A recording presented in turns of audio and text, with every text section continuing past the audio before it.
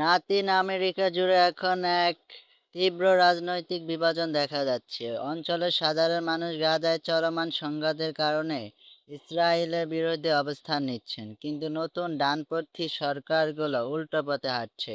তারা ইসরায়েলের সঙ্গে নিরাপত্তা, কূটনৈতিক ও প্রযুক্তিগত সম্পর্ক আরও জোরদার করছে।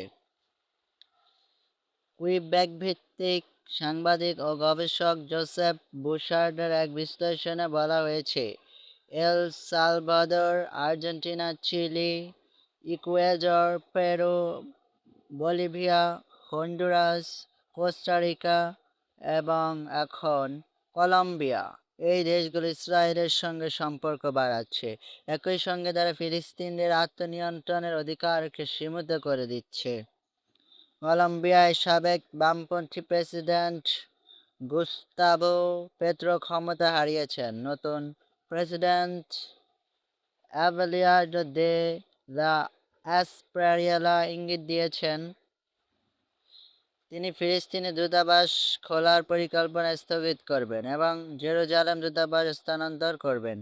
ইসরায়েলি প্রধানমন্ত্রী বেনিয়ামিন নেতানিয়াহু নির্বাচনের ফলকে স্বাগত জানিয়ে বলেছেন, ইসরায়েলের বন্ধুরা জয়ী হচ্ছে। পেত্রো অভিযোগ করেছেন, নির্বাচনের প্রভাব বিস্তার করতে ইসরায়েলি সাইবার গোয়েন্দা সংস্থা লক্ষাধিক ভুয়া অ্যাকাউন্ট ব্যবহার করেছে। বলভিয়ার ক্ষেত্রেও একই চিত্র। ২০২৩ সালের অক্টোবরের পর তারা প্রথম লাতিন আমেরিকান দেশ হিসেবে ইসরায়েলের সঙ্গে সম্পর্ক ছিন্ন করেছিল। কিন্তু নতুন মধ্য ডানপন্থী প্রেসিডেন্ট রদ্রিগো পাজের অধীনে পূর্ণ কূটনৈতিক সম্পর্ক আবার চালু হয়েছে। নেতানিয়াহু নিজে ফোন করে এই সমঝোতা নিশ্চিত করেন। বিশ্লেষণে বলা হয়েছে, এর পেছনে কাজ করছে নিরাপত্তা চুক্তি, পেগাসাসের মতো নজরদারি প্রযুক্তি, অস্ত্র যুক্তি ও ভুয়া তথ্য ছড়ানোর প্রচার অভিযান।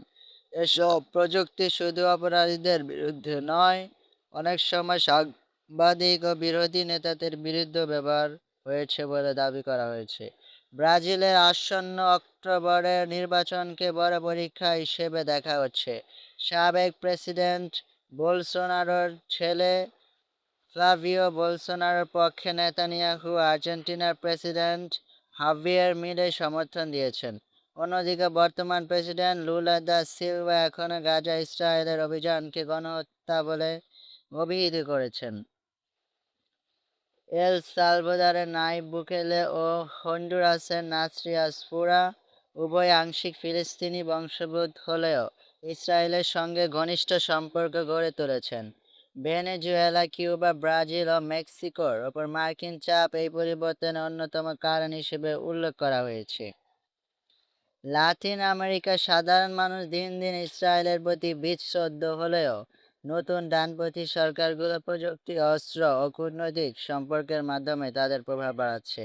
ব্রাজিলের নির্বাচনে এই ব্যবধান কমাবে নাকি আরও বাড়াবে, সেটাই এখন দেখার বিষয়। জোসেফ বুসার্টের মতামত ভিত্তিক বিশ্লেষণের এক সংক্ষেপ।